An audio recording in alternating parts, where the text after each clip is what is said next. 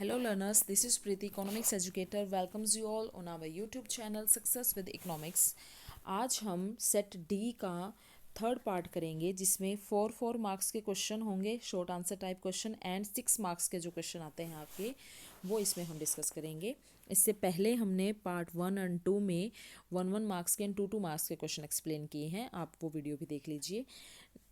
तो हम शुरू करते हैं question number 9। Short answer type question है, 4 मार्क्स का क्वेश्चन है। Explain the relationship between total product and marginal product with the help of diagram. कुल उत्पाद तथा सीमांत उत्पादन में संबंध की रेखा चित्र सहित व्याख्या करनी है कि जो टोटल प्रोडक्शन है एंड मार्जिनल प्रोडक्शन है इन दोनों का रिलेशन हमने बताना है। यहाँ पर आउटपुट लेंगे, यहाँ टोटल प्रोडक्शन होगा, यहाँ मार्जिनल प्रोडक्शन होगा। तो जो टोटल प्रोडक्शन है ये देखिए स्टार्टिंग में हमारा ये बढ़ रहा है, यहाँ इन्फ्लेक्शन पॉइंट है, उसके बाद बढ़ता है घटती रेट से, फिर मैक्सिमम हो जाता है ये, फिर बढ़ता है गिरती हुई दर से, घटती हुई दर से। तो जहाँ पर टोटल प्रोडक्ट मैक्सिमम होता है वहीं पर मार्जिनल प्रोडक्ट हमारा क्या होता है, ज़ीरो। तो जहाँ इन्फ्लेक्शन पॉइंट है वहाँ पर मार्जिनल प्रोडक्ट क्या होता है, मैक्सिमम, और जहाँ टोटल प्रोडक्ट मैक्सिमम होता है वहाँ पर जो ये मार्जिनल प्रोडक्ट है ये क्या होता है, ज़ीरो। और जब टोटल प्रोडक्ट गिर रहा होता है तो मार्जिनल प्रोडक्ट हमारा क्या होता है, नेगेटिव। तो ये रिलेशन है। आप 4 मार्क्स में दोनों का मीनिंग लिख देंगे, कुल उत्पादन क्या है, सीमांत उत्पादन क्या है, इनके फॉर्मूले क्या होते हैं वो लिख के डायग्राम बना के एक्सप्लेन कर देंगे। उसके बाद है what is the difference between micro economics and macro economics. Micro economics और मैक्रो इकोनॉमिक्स में डिफरेंस बताने हैं, 4 पॉइंट लिखने हैं। तो पहले आप इनका मीनिंग लिख देंगे दोनों का कि व्यष्टि शास्त्र क्या है, समष्टि शास्त्र क्या है। व्यष्टि जिसको प्राइस थ्योरी भी कहते हैं और इसको इनकम एंड एम्प्लॉयमेंट थ्योरी कहते हैं। व्यष्टि शास्त्र में एक व्यक्ति, एक फर्म, किसी एक इंडिविजुअल की इकोनॉमिक एक्टिविटी को स्टडी किया जाता है, और समष्टि शास्त्र में हम economy as a whole study करते हैं।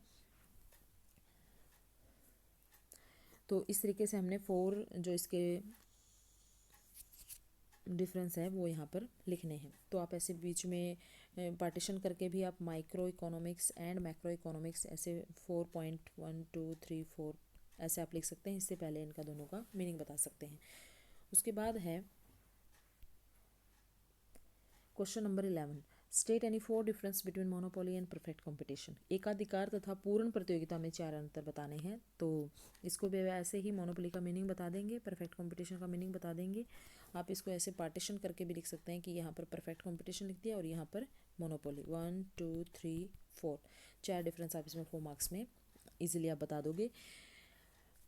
हमने इससे पहले आप वीडियो देखिए, मार्केट स्ट्रक्चर वाली वीडियो है, उसमें monopoly, perfect competition, monopolistic competition, oligopoly, उनकी क्या क्या विशेषताएं हैं ये बहुत अच्छे से एक्सप्लेन किया है, आप वहाँ से देख सकते हैं। उसके बाद है what are the main function of reserve bank of India.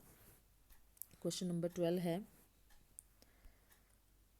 What are the main function, भारतीय रिजर्व बैंक के मुख्य कार्य कौन से हैं। 4 फंक्शन बताने हैं जिसमें हमने पहले आप थोड़ा सा बता सकते हैं कि भारतीय रिजर्व बैंक भारत का एपेक्स बैंक है, सर्वोच्च बैंक है। 1 अप्रैल 1935 को इसकी स्थापना हुई थी।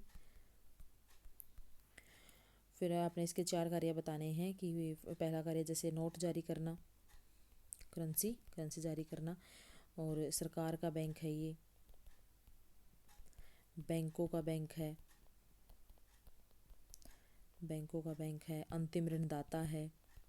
कमर्शियल बैंकों को फाइनली अगर कहीं से लोन नहीं मिलता तो आरबीआई से लोन मिलता है। तो इस तरीके से कोई 4 आपने बताने हैं, इसके चारों को हल्का हल्का एक्सप्लेन भी करना है। उसके बाद है निजी आय और व्यक्तिगत आय में क्या अंतर है। इससे पहले भी ये क्वेश्चन हमारा आ चुका है कि private income and personal income, जो सेट सी या सेट बी में ये क्वेश्चन आ चुका है।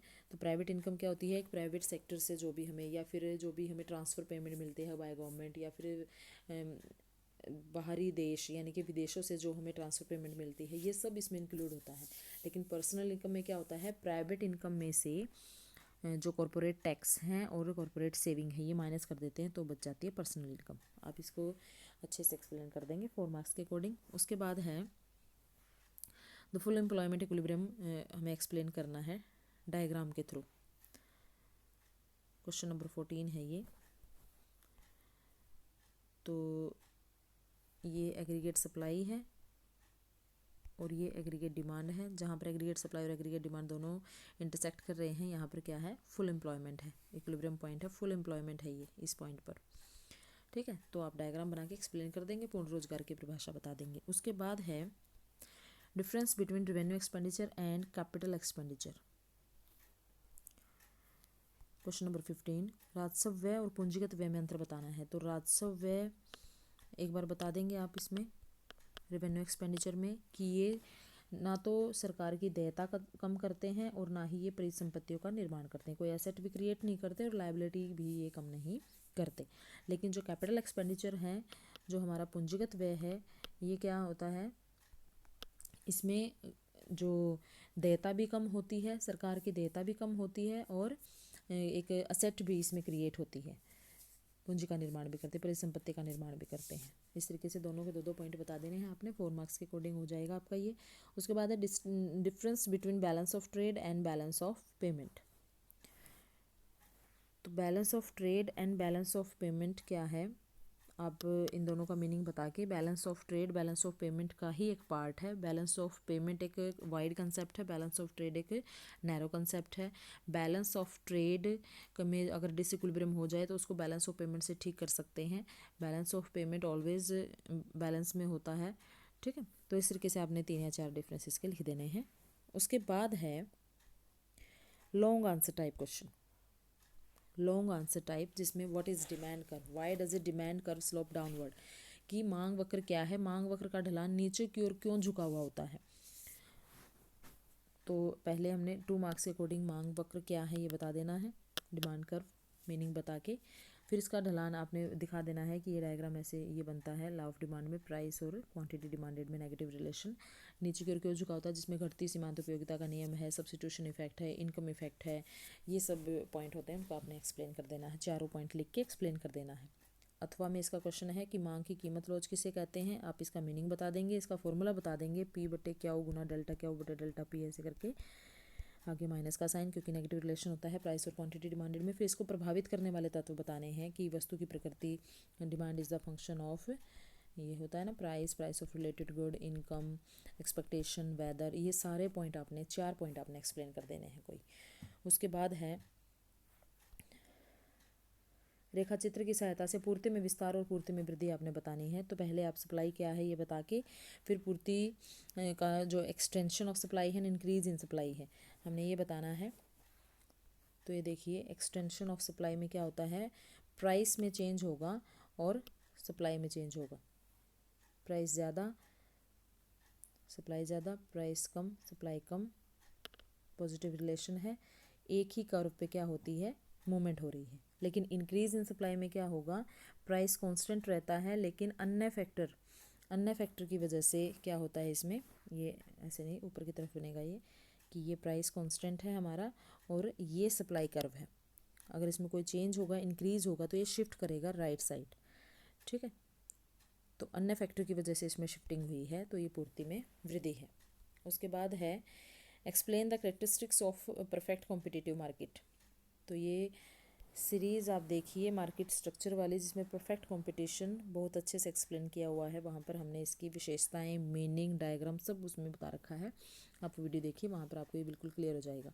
उसके बाद है लास्ट क्वेश्चन, राष्ट्रीय आय को मापने की आय विधि बतानी है। तो नेशनल इनकम को मापने के लिए 3 विधि हैं, आय विधि, व्यय विधि और आपकी product method, income method and एक विधि और है इसमें, आय विधि होगी, उत्पाद विधि हो गई, 3 विधि हैं, 3 में से हमें यहाँ सिर्फ एक ही विधि करनी है, आय विधि। ठीक है, तो इसके बाद इसमें ये भी दे रखा है आपका, एक न्यूमेरिकल भी है, अथवा में आप न्यूमेरिकल भी कर सकते हैं यहाँ पर, जिसमें मजदूरी, लगान, ब्याज, लाभांश और ये सब, मिश्रित आय, अवितरित लाभ, सामाजिक सुरक्षा, ये सब दिया हुआ है, विदेशों से प्राप्त साधन आय दे रखी है। तो इसमें हमने क्या करना है कि सारे पॉइंट, क्योंकि हमने घरेलू आय निकालनी है, डोमेस्टिक इनकम निकालनी है, तो इसके लिए हमें ये सारे जो वो करने होंगे, सारी वैल्यू प्लस करनी होगी। लेकिन अगर जब राष्ट्रीय आय की बात करते हैं तो विदेशों से प्राप्त जो इनकम है वो भी इसमें बाद में ऐड हो जाएगी। घरेलू आय में विदेशों वाली ऐड नहीं होती, बट राष्ट्रीय आय में विदेशों वाली ऐड होती है। तो मैं मेथड की बात कर रही थी कि प्रोडक्ट मेथड है, इनकम मेथड है और एक्सपेंडिचर मेथड है। ठीक है, तो उत्पाद विधि है, आय विधि है और व्यय विधि है। तो हमें यहाँ सिर्फ आय विधि ही एक्सप्लेन करनी है। इसके नाम बता दोगे आप कि आय विधि को डिस्ट्रीब्यूटिव, फैक्टर डिस्ट्रीब्यूटिव मेथड और ये भी कहा जाता है।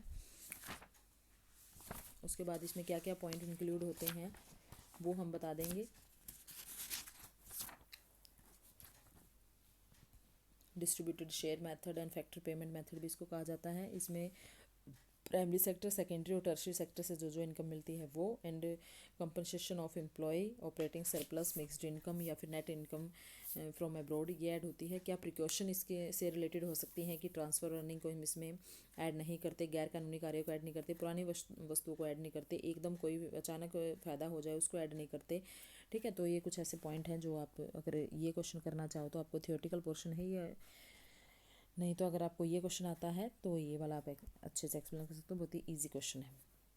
तो आई होप आपको ये सेशन बहुत पसंद आया। इसमें हमने 4 मार्क्स एंड 6 मार्क्स के क्वेश्चन कैसे अटैम्प्ट करने हैं, कितना इसमें लिखना है, ये सारा एक्सप्लेन किया है। तो please like and share this video. Thank you very much.